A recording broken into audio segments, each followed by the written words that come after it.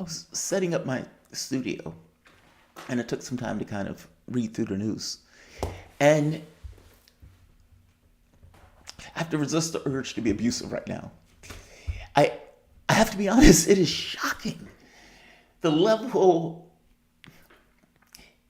is it shocking? No, it is shocking, but it's more so outrageous. That's all. From a random average person's point of view, they just want to live their life. They just want to go about their way. They do whatever they do in their particular life. And to varying degrees of success, they succeed, they fail. But all things being equal, they're left to their own devices. They just want to live their life. There's some people who have climbed into certain positions of authority that have far grandiose ideas of who they are, their role in the world, and what they believe they are commissioned by fate, by God, or by their own ego to basically do, which is to interfere with the affairs of other nations, other states, other peoples. And in doing so, sometimes they succeed at it monstrously, like Iraq or Libya or, name another country we knocked over. Sometimes they fail. What is taking place in Ukraine right now is an instance of them failing and the freaking out and everything else. And they're trying to get all of it, this notion that Ukraine is somehow our responsibility, that should be in our orbit, that we should be willing to forcibly keep it in our orbit. It is utter nonsense. Rational human being looking at that should say, why are we doing that? Why are we screwing around like that? Why are we creating a situation where we are basically hitting our heads and shooting ourselves in the face, especially from the standpoint of Europe? You stupid idiots. You didn't learn with George Bush Jr. when he went into Iraq and took you with him, and how many people got killed in that country. What, like 1 million Iraqis died as a result of that? Not to mention ISIS and all the other nonsense that basically came out as a result of those actions. I mean, even in Syria. And what happened? One state in the Middle East was basically gobbled up as it got closer and closer to Iran. Now, you're Putin. You're looking out at NATO. NATO said they were there for the Soviet Union. The Soviet Union collapses. NATO is still there.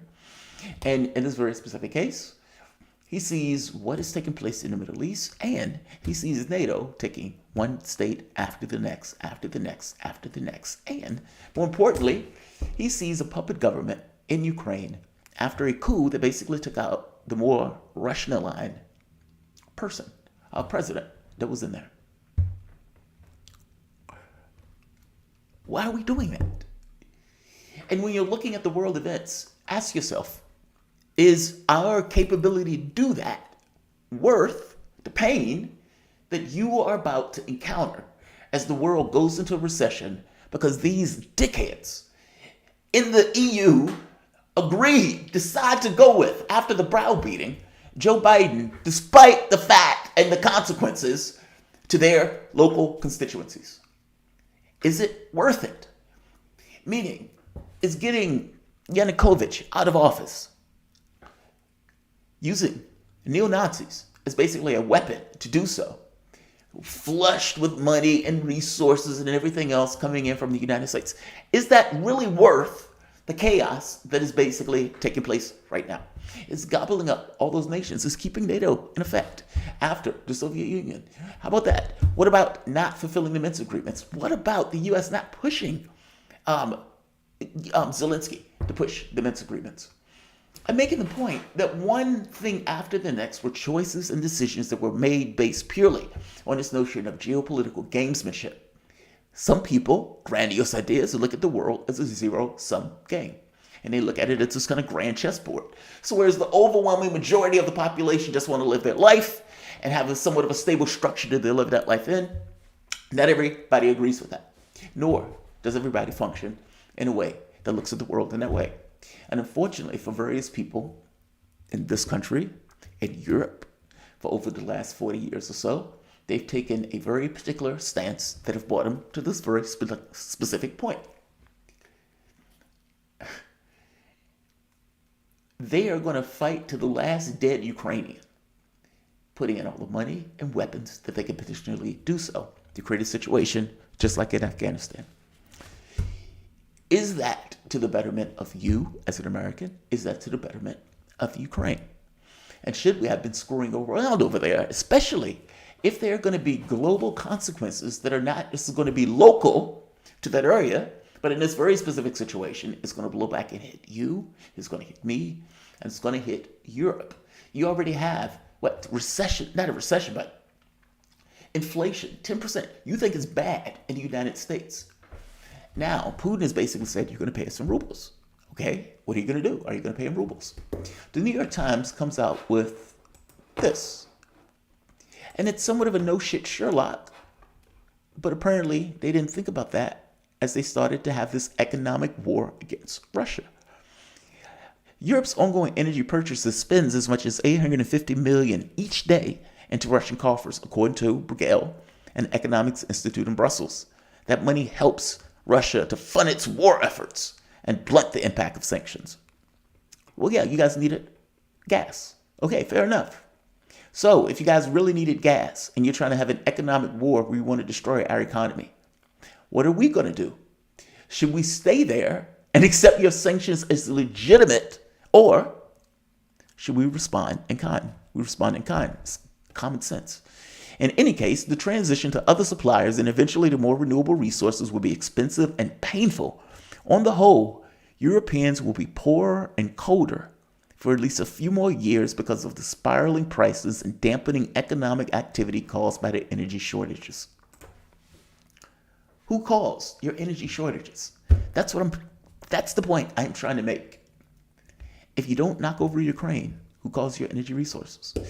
If even after you knock over Ukraine, you fulfill the Minsk agreements, who hits your energy resources? If Ukraine would have just accepted, God would not be a part of NATO. No, we would not be the tip of a spear, of a knife that is at Russia's throat. We won't do that. Something, by the way, that they're full well trying to accept now, meaning they are accepting something that if they would have accepted in the very beginning, this would have never taken place. To make it even worse, Zelensky has even said behind the scenes, they kept telling him, you will not be part of NATO, but they would not say it aloud. That it's shocking. That's all. It's just shocking.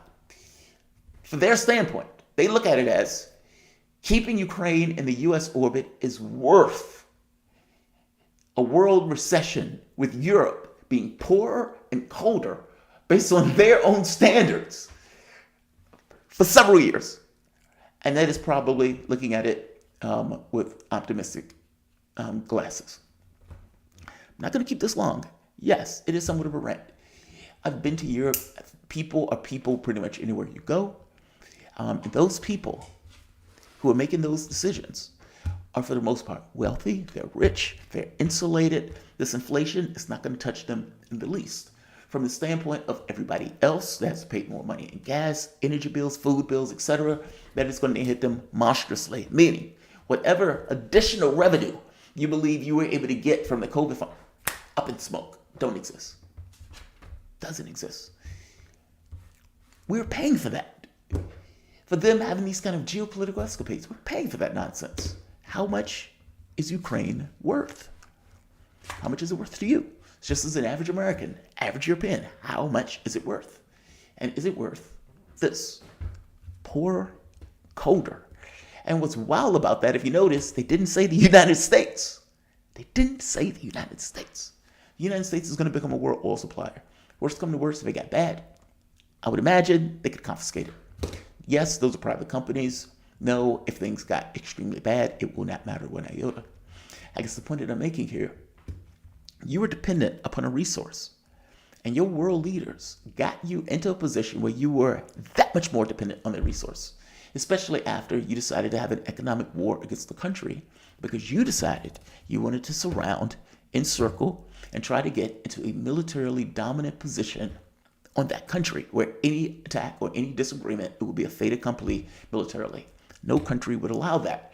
If the United States, if Russia knocked over the Mexican government and decided to put in weapons, munitions, had a puppet government that was hostile to the United States, would the United States accept that premise? I'm telling you, they wouldn't. We wouldn't accept it during the Cuban Missile Crisis. We wouldn't accept it on our borders. And yet, for whatever particular reason, we forget this notion of, oh, right, there are other human beings that have other interests that were different from our own.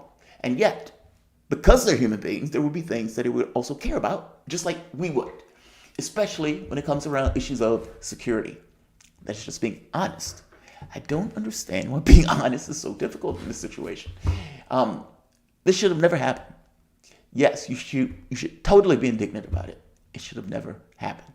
What we are going to hit in the coming months, years, whatever that is, as this world kind of rips itself apart into these different spheres. The gang of idiots that I have in the picture, the thumbnail, those are the people to thank. They can blame Putin all they want in this very specific situation. This is a national security interest from the Russian standpoint. The United States, Europe, it is not. This is something that they basically are trying to, let's say, impose a certain position of force. And look, they're not willing to take that extra step of this kind of third world war, but they are willing to give all the weapons in the world to have Ukrainians die senselessly and needlessly for that, for Zelensky. Basically a puppet. Like, share, subscribe.